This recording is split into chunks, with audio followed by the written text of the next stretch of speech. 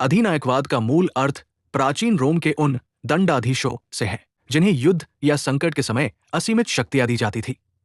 दार्शनिक रूप से हेगेल ने राज्य को पृथ्वी पर ईश्वर का अवतार मानकर और रूसो ने सामान्य इच्छा जनरल विल के माध्यम से राज्य की अटूट शक्ति का समर्थन कर इसे आधार दिया। समाजशास्त्री मैकाइवर का मानना है कि जब किसी देश की सामाजिक और राजनीतिक संस्थाएं कमजोर होकर टूटने लगती हैं, तब वहां अधिनायकवाद का जन्म होता है। इसे मुख्य रूप से 3 श्रेणियों में बांटा जा सकता है।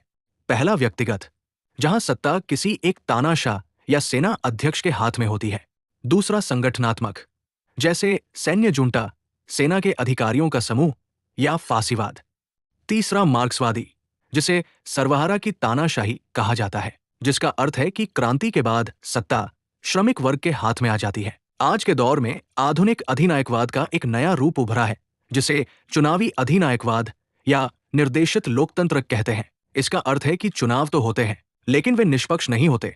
थॉमस कैरोथर्स ने इसे ग्रे जोन कहा है, जो लोकतंत्र और तानाशाही के बीच की ऐसी धुंधली स्थिति है जहां जनता को भ्रम में रखा जाता है। अधिनायकवाद की कार्यप्रणाली को फ्रेडरिक और ब्रजिंस्की ने 6 पॉइंट सिंड्रोम के जरिए समझाया है। इसके मुख्य तत्व है एक ही विचारधारा और दल का होना, संचार, मीडिया और अर्थव्यवस्था पर सरकार का पूरा कब्जा, हथियारों पर एकाधिकार और विरोधियों को कुचलने के लिए गुप्त पुलिस का उपयोग। इसका अंतिम स्तंभ है व्यक्ति पूजा, कल्ट ऑफ पर्सनैलिटी, जहां प्रोपेगेंडा के जरिए नेता को एक मसीहा या देवता की तरह पेश किया जाता है। यहां विपक्ष का पूरी तरह दमन कर दिया जाता है ताकि सत्ता को कोई चुनौती न मिल सके। फांसीवाद शब्द की उत्पत्ति इतालवी शब्द फैशियो से हुई है, जिसका अर्थ है लकड़ियों का बंधा हुआ गट्ठर। ये एकता और शक्ति का प्रतीक है।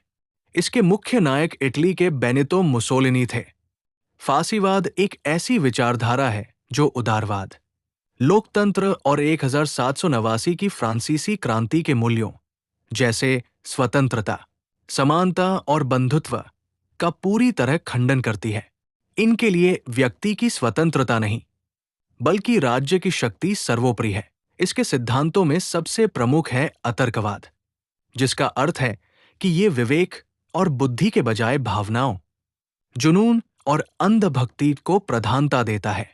स्टेटिज्म, राज्यवाद के तहत इनका मानना है कि राज्य के बाहर कुछ भी नहीं, राज्य के विरुद्ध कुछ भी नहीं।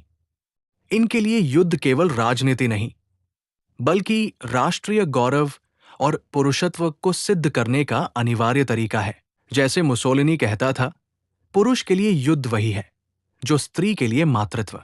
सामाजिक और आर्थिक स्तर पर यह कॉरपोरेट स्टेट की वकालत करता है, जिसका अर्थ है कि श्रमिकों और मालिकों के संघों को राज्य के कड़े नियंत्रण में रखा जाएगा ताकि वर्ग संघर्ष न हो।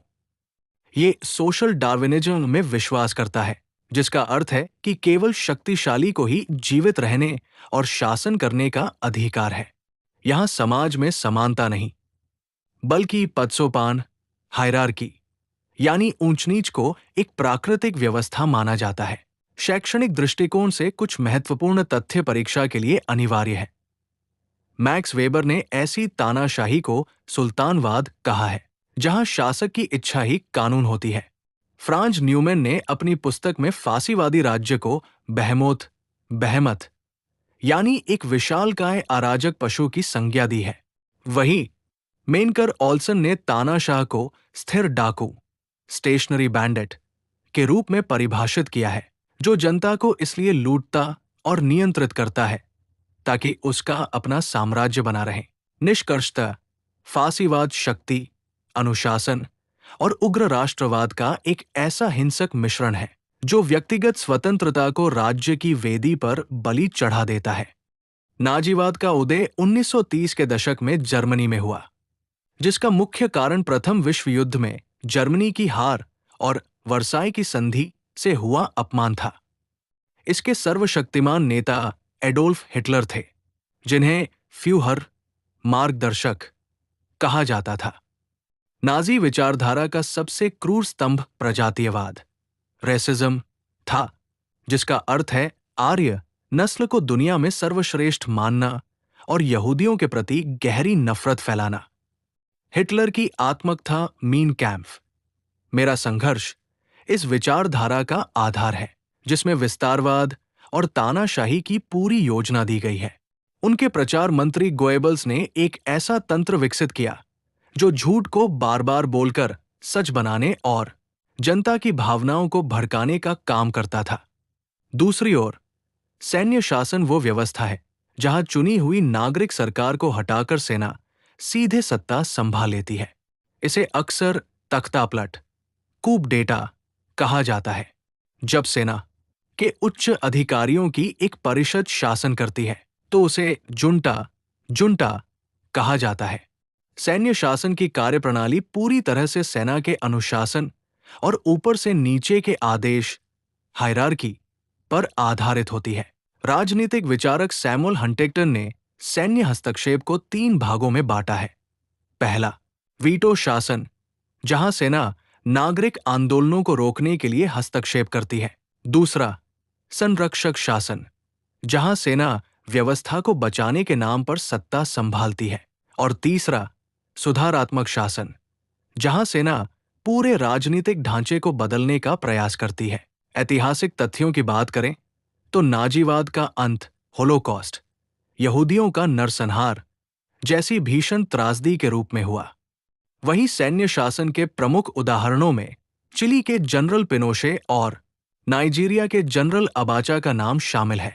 निष्कर्षतः ये दोनों ही व्यवस्थाएं व्यक्तिगत स्वतंत्रता और लोकतांत्रिक अधिकारों का पूरी तरह दमन करती है और सत्ता को बंदूक की नोक पर संचालित करती है। सर्वाधिकारवाद, टोटैलिटेरियनिज्म, राजनीति की वो चरम स्थिति है जहां राज्य व्यक्ति के केवल सार्वजनिक जीवन पर ही नहीं, बल्कि उसके निजी जीवन, विचारों और पसंद नापसंद पर भी पूर्ण नियंत्रण रखता है। प्रसिद्ध दार्शनिक हन्ना आरेंट के अनुसार सर्वाधिकारवाद के 2 मुख्य हथियार हैं, एक अंध विचारधारा और दूसरा आतंक का प्रयोग। इसका मूल तत्व उग्र राष्ट्रवाद और अपनी सीमाओं को लगातार बढ़ाने की साम्राज्यवादी भूख है। विचारधारा के आधार पर इसे 2 भागों में बांटा जा सकता है। पहला, दक्षिणपंथी, जो नस्ल या राष्ट्र की श्रेष्ठता पर आधारित होता है, जैसे हिटलर और मुसोलिनी का शासन। दूसरा, वामपंथी, जो वर्ग संघर्ष और साम्यवाद पर आधारित होता है।